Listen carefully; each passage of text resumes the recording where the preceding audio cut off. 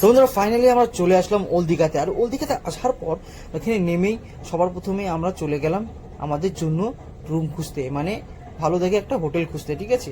আর বাবা নামার সাথে সাথে এই জায়গায় দেখি বাবা শিলিগুড়ির থেকে প্রচন্ড মানে দুগুনা গরম ভাই, এই জায়গায় প্রচন্ড পরিমাণে গরম। আর গরমে থাকতে পারছি না ভাই এই জায়গায় এসে। তার তো আমি সঙ্গে সঙ্গে আমরা একটা রুম খোঁজার চেষ্টা করি, ঠিক আছে। তো প্রথমে কয়েকটা রিসোর্টে মানে ভাই রিসোর্টে যেতে যেতে অভ্যাস হয়ে গেছে ভাই। রিসোর্টটা প্রথমে কয়েকটা হোটেলে গিয়েছি, প্রথমে দুটো হোটেলে গেছি। তো একটা হোটেলে ঢোকার সাথে সাথে বলতে দাদা রুম খালি নেই, মানে ব্যাপারটা অন্যরকম হয়ে গেল। জানি না ওকে আমার ফেস পছন্দ হয়েছে কিনা, মানে অন্যরকম ব্যাপার যা মানে ঢোকার সাথে সাথে আগেই বলছে যা বেরোয় যাও, মানে নেই আমার এখানে। তারপর একটা কোনো মানে খোঁজার পর অনেক খোঁজার পর একটা কটেজ পেলাম। তারপর একটা মানে একটা হোটেল পেলাম যেখানে অনেকগুলো রুম খালি ছিল। তো ও রুমগুলো দেখালো, বেশ ভালোই ছিল, ঠিক আছে।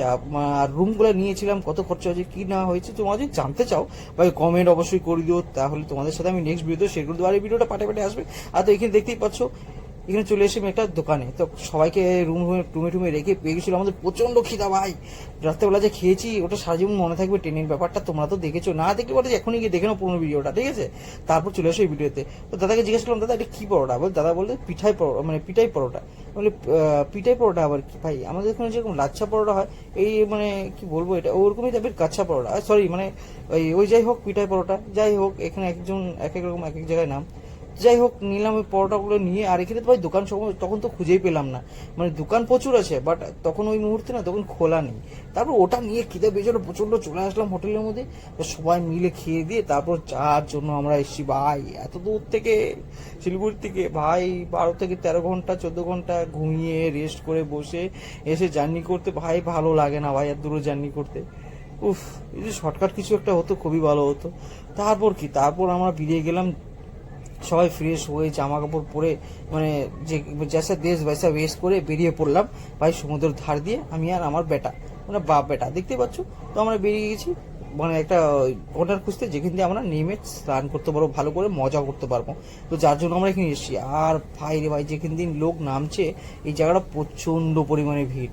এই দেখতে পাচ্ছ, এই দেখো ভিড় কাকে বলে, কাছাকাছ ভিড় ভর্তি একদম। তারপর আমরা নেমে পড়লাম টুক করে। ভিড় আছে ভাই, ভিড়ের জায়গায় ভিড় কি আমাদেরকে আটকাতে পারবে মজা করার থেকে। তারপর কি নেমে গেলাম নিচে। নামার পর আমরা এক জায়গায় আমার শাশুড়ি মাকে মানে রেখে আর আমার ছেলেকে শাশুড়ি মার হাতে রেখে সব জিনিসপত্র রেখে আমরা চলে গেলাম নিচে। তারপর বন্ধুরা আমরা নেমে গেলাম সোজা সমুদ্রে, ঠিক আছে। আর সমুদ্রে সবাই দেখতেই পাচ্ছ, তোমাদের দিদি ভাই আর আমার বৌদি, আর এইদিকে আমার ইভেন আমার ছেলেও খুব মজা করছে, দেখতেই পাচ্ছ সমুদ্র ঢেউ। কারণ জীবনে প্রথমেও দেখেছে ও, আর আমি জীবনে প্রথম ও নয় ভাই, আমিও জীবনে প্রথমেই এসেছি, ঠিক আছে। যাই হোক খুবই মজা করছি আমরা এখানে। আর এখানে আমার ধরার জন্য তো ভাই ওদেরকে দেখে আমার খুব খারাপ লাগছে, কারণ আমি মজা করতে পারছি না, কারণ ক্যামেরাম্যান তো কেউ নেই। তারপর কি করবো, তার জন্য আমি ভিডিওটা এখানে এন্ড করছি, কারণ আমি চলে যাচ্ছি এনজয় করতে, ঠিক আছে। তো এই ভিডিওটা আমি এখানে এন্ড করছি, দেখা করবো তোমাদের সাথে আরেকটা ভিডিওতে। আর এই ভিডিওটা অবশ্যই লাইক একটা শেয়ার করে কমেন্ট করে দিও ভাই, একটাও কমেন্ট করো না ভালো তোমরা।